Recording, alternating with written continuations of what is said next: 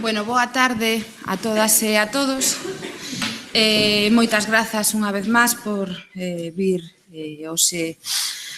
aquí, sobre todo porque levamos un tempo parados cos encontros, pero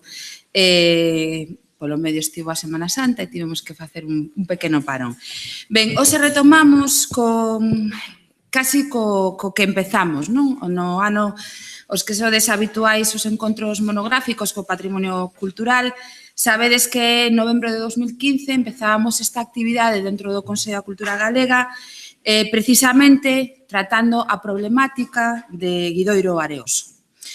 Naquele encontro tentábamos un pouco recoller a propia vivencia da cidadanía, os resultados das intervencións patrimoniais que se levaran a cabo nos anos anteriores na illa e as experiencias dende a parte da xestión patrimonial.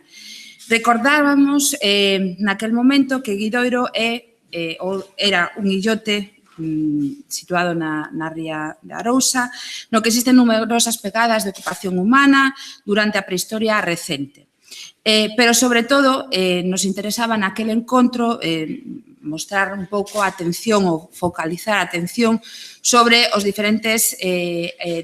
asentes, sobre os efectos que se estaban producindo por parte da erosión no litoral e que estaban afectando directamente a estes elementos patrimoniais.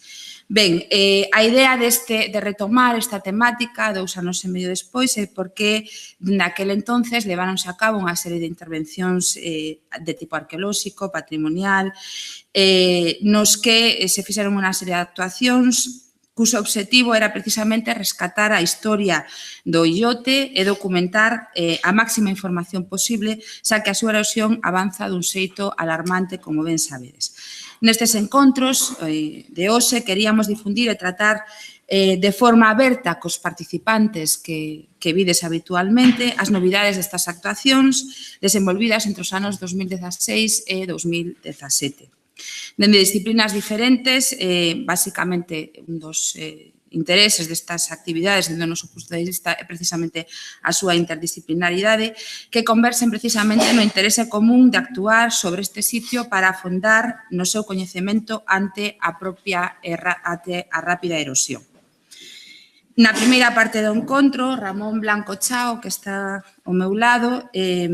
contarános un pouco os resultados da investigación xeomorfolóxica e ambiental que trata de explicar precisamente estes cambios que está a sufrir actualmente o illote e o impacto da ocupación humana dende o Holoceno ata a actualidade. E na segunda parte, os arqueólogos Patricia Mañana Borrazás, María José Bóveda e Santiago Vázquez Collazo presentaránnos os resultados das intervencións arqueolóxicas na excavación da Mama Moa 4 e de algunha outra estructura da zona intermareal. Unha intervención que pretende achegar información relevante sobre este contexto e a súa contorna, sobre a súa ocupación e uso, pero tamén sobre o grave proceso de alteración que afecta a estes bens patrimoniais. Non vou incidir nos seus currículums porque, como sempre, tedes coa documentación que se aporta información básica sobre eles, algunos son xa coñecidos de outros encontros, coñecidas e coñecidos outros encontros,